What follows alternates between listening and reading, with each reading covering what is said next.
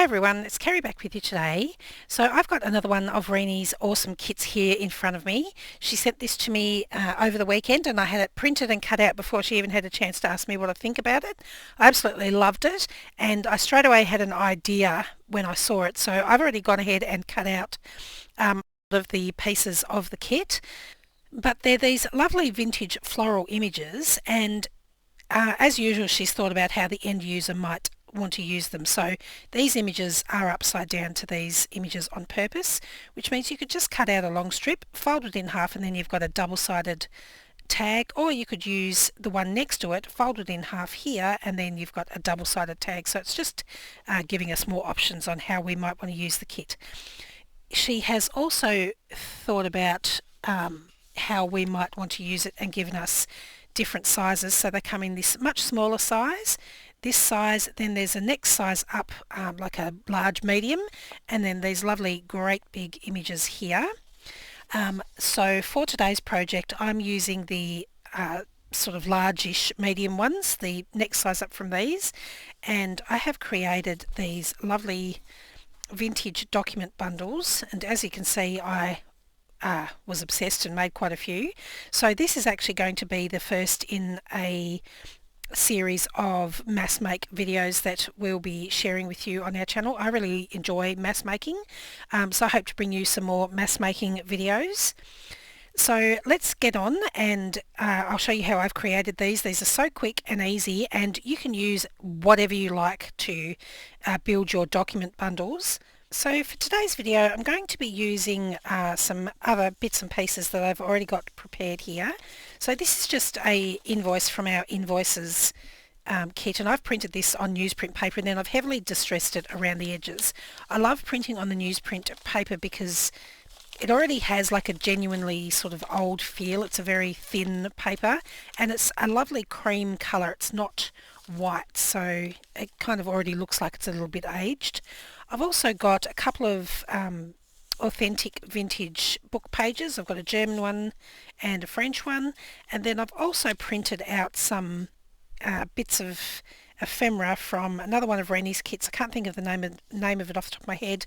It's like vintage ephemera pieces or something, but there will be a link in the description box below. But you can use anything.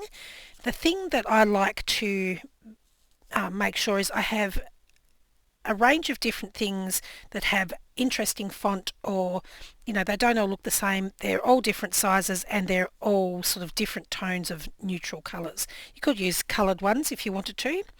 And then the first thing I did is I've gone and distressed around the edge of my invoice here. I just did that by, I actually did a whole bunch at the same time, printed them out, I'd rolled them up like this, and then I sort of just hit the top of them with my scissors until I had created some distressed marks, and then I did the same on the bottom, and then I rolled it the other way, had this open so that these edges were exposed, rolled my pages up the other way, and then did the same thing, just sort of hit it with my scissors or a ruler or anything just to get some tears and bits and pieces going on there. And then I've simply folded my page into 3. I haven't measured, it's just what visually looked good to me, and I wanted this on the front here. So the other thing that we're going to need is an image, and as I said I'd already cut out a bunch of these, so let's just pick one. They're all so pretty, I don't know which one I want to use. I think I'm just going to go with those hydrangeas today. Now I'm going to prepare my image first. All I've done is cut it out and then I've inked around the edges ever so slightly just to get rid of that white. But I want to add some sort of lace and interest at the top of my image.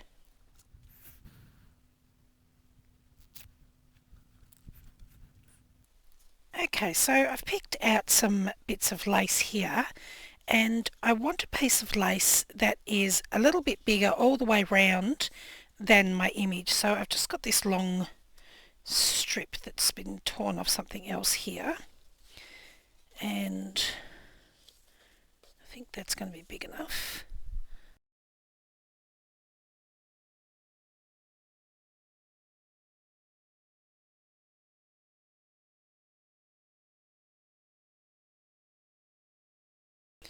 Okay, and now there's this little sort of decorative edge on the bottom, so I'll keep that down the bottom, and I have that at the top, a little bit wide there, so I'll snip that off afterwards.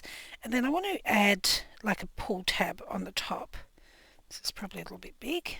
It's just a piece of scrap India cotton. And I'm going to take this to my sewing machine and stitch this onto the top. And I'm going to include a little bit of this broderie anglais as well.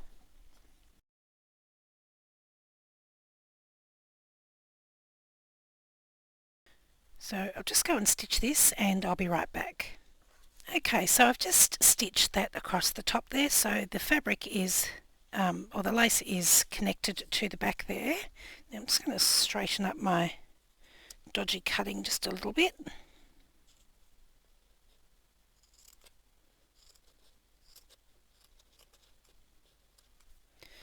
And I'm just going to trim this down just slightly as well.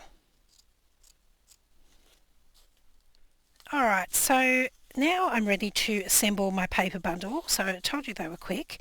Now with the little bits of vintage ephemera, I've printed these onto newsprint paper as well as the invoice, just because it already has that sort of vintage feel about it. So it also means that the paper bundle isn't too thick, so if you want to slide it into the pocket of a journal, you could do that as well. So now I'm just going to line up my pages, get everything how I would like it. And I know that this bottom vintage German book page is going to be a little bit too wide for my bundle, so I'm going to fold that edge in after I've connected everything. So basically just layering everything up. Something like that. Now I'll need a clip.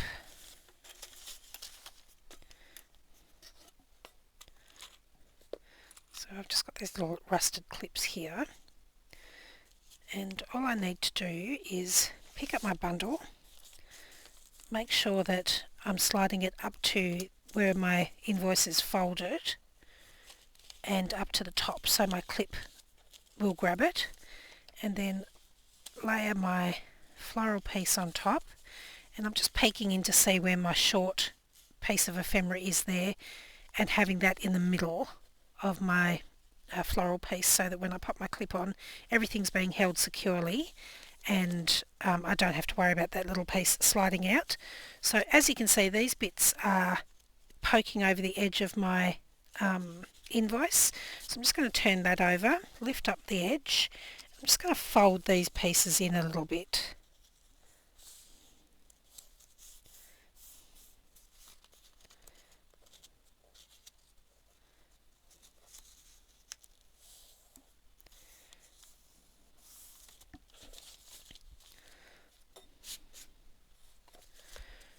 There we go. And then to finish off, I've just got some little decorative bits here and a bulb pin.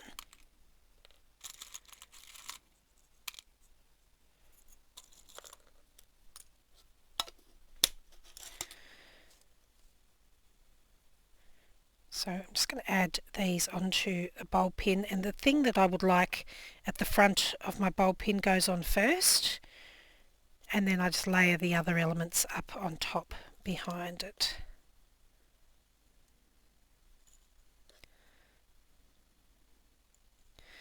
And then I can attach that to my little fabric tab here.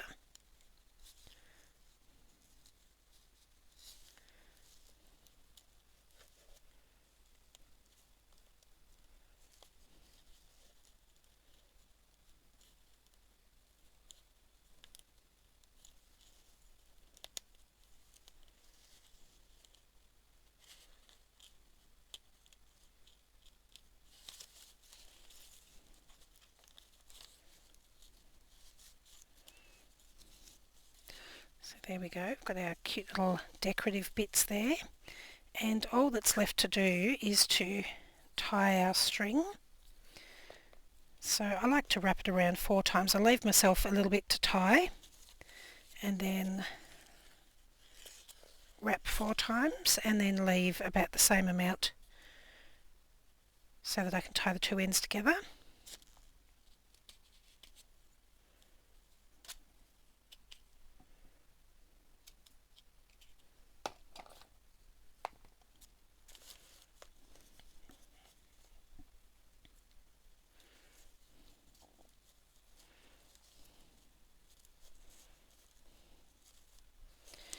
And there we go, and we have another one to add to our collection.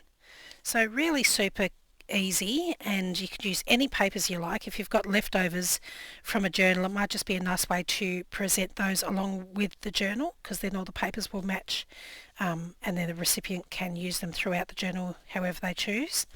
But I just think those vintage flower strips make them look so pretty. So as you can see, I've had a great time creating these lovely paper bundles. Super quick and easy project, and I think they would look really nice with any little journal or just as a happy mail on their own. I will leave links in the description box below to the kits that I have used today, but you can use any papers you like to create these sort of paper bundles. Thanks so much for joining me today. I'll see you again next time. Bye.